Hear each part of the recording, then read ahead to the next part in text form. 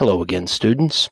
Now we're going to talk about virtual student attendance, which is going to become increasingly important, especially for those students who either are currently on virtual learning or will be switching to virtual learning in the future. Daily attendance will be taken for both in-person and virtual students. In-person student attendance will be done traditionally. The teacher will take this attendance for each class period if a student is scheduled to be physically present. In regard to virtual attendance, however, it is the student's responsibility to check in for their attendance in Infinite Campus every single day. If you forget to check in, classroom teachers will have the ability to update the student attendance, granted that you have shown participation in some form online. Email your teachers and ask them to correct attendance for the day or days that you forgot to check in. If you were originally scheduled to be an in-person student, but you are switching to virtual learning, a parent or guardian must contact the guidance office to notify them of the change and ensure that a virtual school contract has been filled out. You will be counted absent until the time that this is corrected. In order to log in for your virtual attendance, you will first need to log in to your school Google account. Simply put, you will need to enter your username and password in the same format that appears on this slide. For example, your username should be your first name dot last name at stu.pulaski.kyschools.us. This is also your student email username. For your password, you will enter the first initial of your first name, followed by the first initial of your last name, and then your student ID number.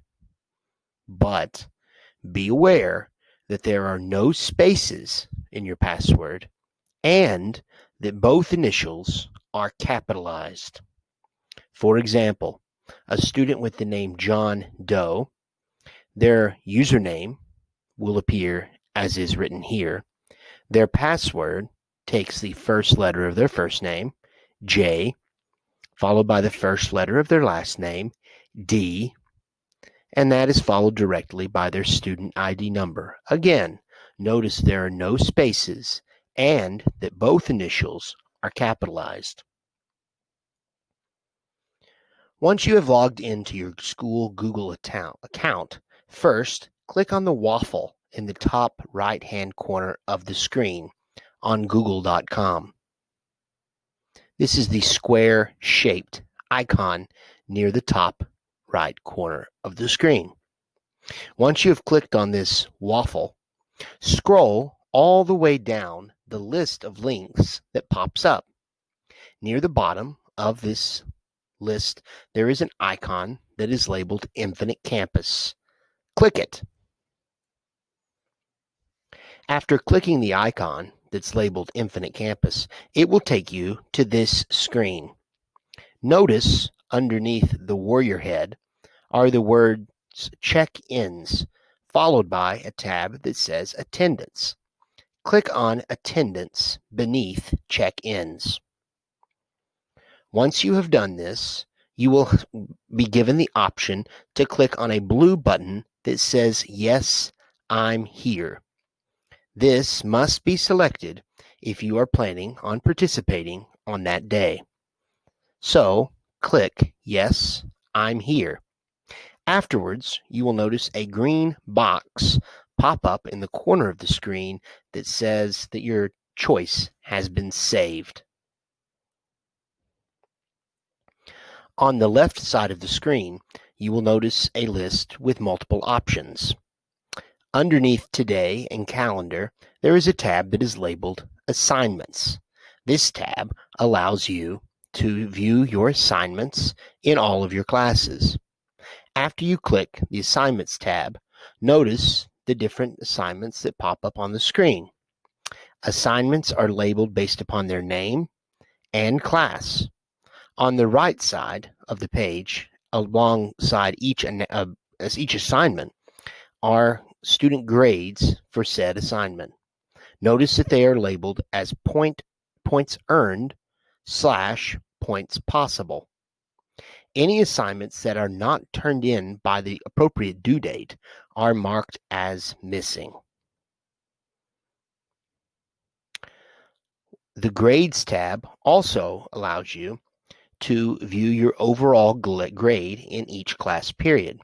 The arrows next to the grades show a list of individual grades.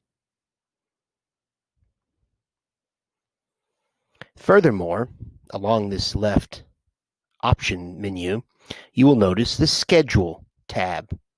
This tab allows you to look at your class schedule by trimester. T1 stands for trimester 1, T2 for trimester 2, and T3 for trimester 3. Notice that this example student has 5 classes. Digital Literacy B is first block, Honors Composition is second block, and so on and so forth. If you have any questions about what has been presented in this presentation, do not hesitate to ask. We are here to help you, and we're trying to make sure that these transitions from either in-person to virtual or vice versa are as smooth as possible.